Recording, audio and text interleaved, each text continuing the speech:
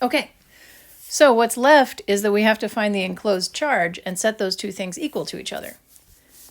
So next, the enclosed charge.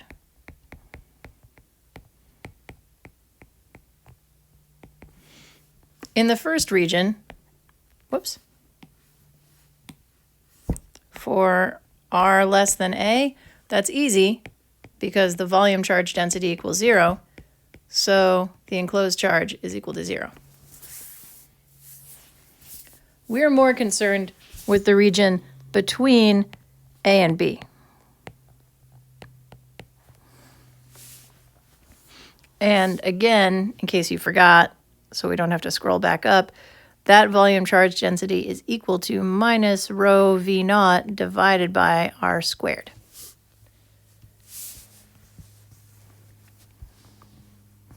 And we need to find the total enclosed charge inside a sphere of arbitrary radius r. So we're going to do an integral from r equals a to, well, r prime equals a to r. R is the radius of our Gaussian sphere, and r prime is a variable of integration.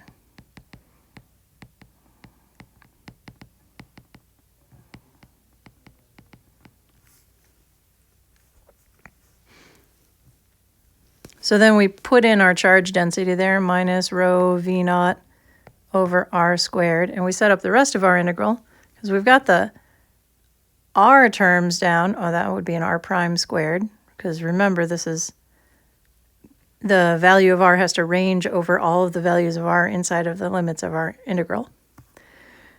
So it's a volume integral, so we also have to include theta and phi. So theta is going to go from 0 to pi. Phi is going to go from 0 to 2 pi. And the volume integration differential element is r squared dr. Well, I'm going to put the sine theta before the dr. R squared sine theta dr d theta d phi.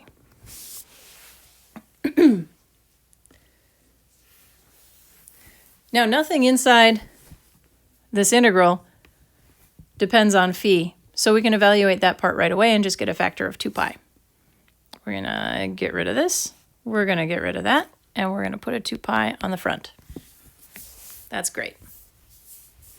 And if you remember from last time, the integral from 0 to pi of sine theta d theta here evaluates to 2.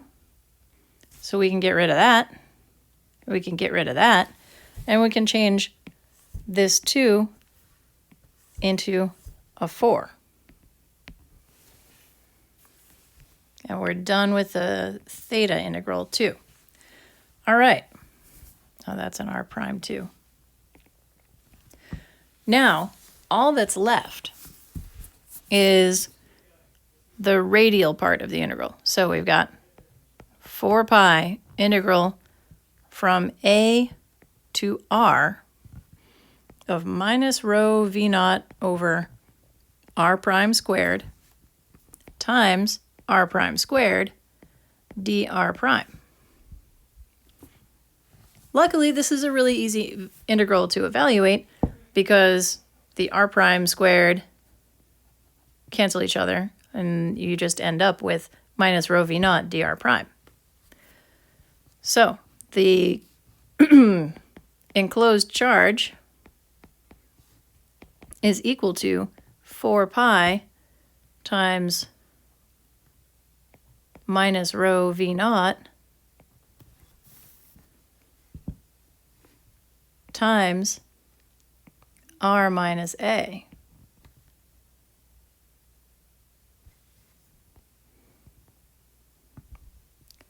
And this is valid for values of r that are between a and b. If r is greater than b, the volume charge density is 0 again. So the enclosed charge gets stuck at this outer limit of the enclosed charge in the region between A and B. So then you just end up with 4 pi minus rho v naught B minus A.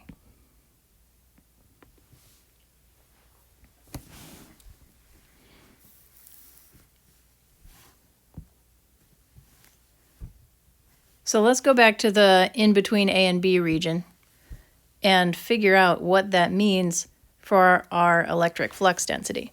Remember that we said that that electric flux integral had worked out to 4 pi r squared d. That's the magnitude of the electric flux density, which we know is a function of r. That's right here. And using Gauss's law, we have to set that equal to the enclosed charge, which we found up here. So that's going to be equal to 4 pi times minus rho v naught times r minus a. Canceling out the 4 pi's, moving this factor of r squared over to the other side, we end up with the magnitude of d is equal to minus rho v naught times r minus a over r squared for a less than or equal to r less than or equal to b. And we already knew that the electric flux density vector is r hat directed. So the complete solution to this problem is to write that d, the vector, is equal to 3 different things in the 3 different regions. 0 for r less than or equal to a,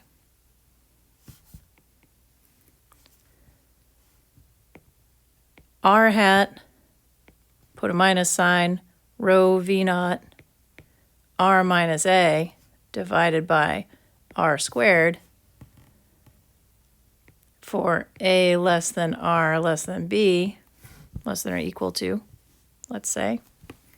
This is a continuous thing, so if you notice, if you substitute in a here, you actually get 0, as you should.